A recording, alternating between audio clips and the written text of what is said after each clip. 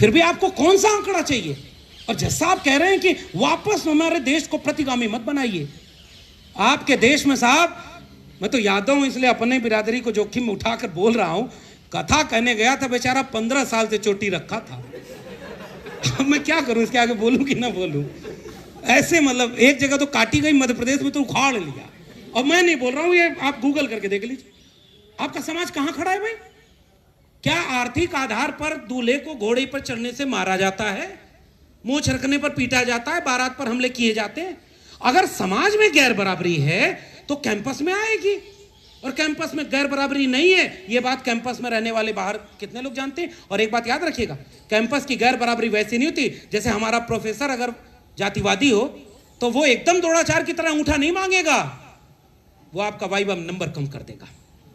तो जातिगत भेदभाव के तरीके पुराने अब नहीं बचे, अब तो नए नए तरीके इजाद हो गए हैं, जिसको कहते हैं एनएफएस। किसका सबसे ज्यादा हुआ है? 5000 अपॉइंटमेंट हुआ दिल्ली विश्वविद्यालय में।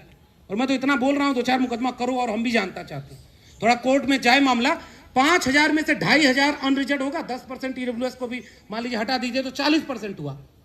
2000 अपॉइंटमेंट यूआर कैटेगरी पर, ईडब्ल्यूएस में तो चलो वही लोग आएंगे, 40% तो ओपन फॉर ऑल है। एक अपॉइंटमेंट बता दो जिसमें SC ST OBC का आपने वहां अपॉइंटमेंट किया हो। अपवाद में कोई अपना चहेता अपने तरफ का होगा, किसी वजह से कर लिया होगा, 1 आध 2 4 मिल जाएंगे, ऐसा अपवाद अमूमन होता नहीं। और जब से अब विश्व गुरु बनने का संकल्प लिया है देश ने, तब उसके बाद तो कभी नहीं होता। तो 40% रिजर्वेशन किसके लिए? मंडल नहीं आया तो आप कहते थे नॉट अवेलेबल, मंडल आया तो आपने कहा नॉट फाउंड सुटेबल, और जब वो सुटेबल होने लगे तो आप पूरी शिक्षा व्यवस्था को बेच रहे हो।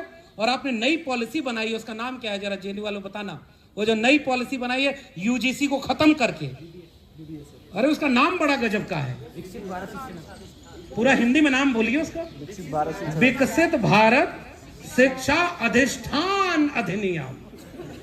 नाम इतना भारी रहे कि लगे कि हाँ, जैसे इसका नाम भी रखा गया था कितना अच्छा, समता समिति। काम क्या हुआ इसमें? जीरो हो गई।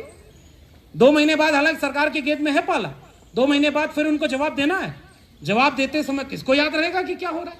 इसका मतलब ये कि आप पीछे से जो यूजीसी को खत्म कर रहे थे, आप पीछे से जो ऑक्सफोर्ड कैम्ब्रिज के यूनिवर्सिटी कैंपस यहां खोलने वाले थे और पूरी शिक्षा व्यवस्था को बेच रहे थे, उधर तो डिबेट जा ही नहीं पाई और आपने इसी पर उलझा दिया।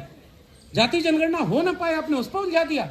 ये केवल एक साजिश के तहत ऐसा दस्तावेज बनाया गया जिसको देखने में लगता है कि बहुत शानदार है, लेकिन मंशा उसकी ऐसी नहीं थी कि वो इतना क्लियर हो ताकि वो लागू हो। इससे ज्यादा क्लियर डॉक्यूमेंट 2012 का था, उसके पहले का था, जो डिस्क्रिमिनेशन को एक्सप्लेन करता है कि कितने टाइप के डिस्क्रिमिनेशन होते हैं। आपको क्लासरूम में कह दे, कोई जाते ही पूछ दे, अरे तुम क्या जवाब दोगे, तुम तो कोटे से आए हो, बैठ जाओ। इसमें तो जाति आई भी नहीं। तो साहब ये देश इतना बारीक है और आप इसको इतने हल्के चुटकुलों से आपने इसका विरोध करवा दिया।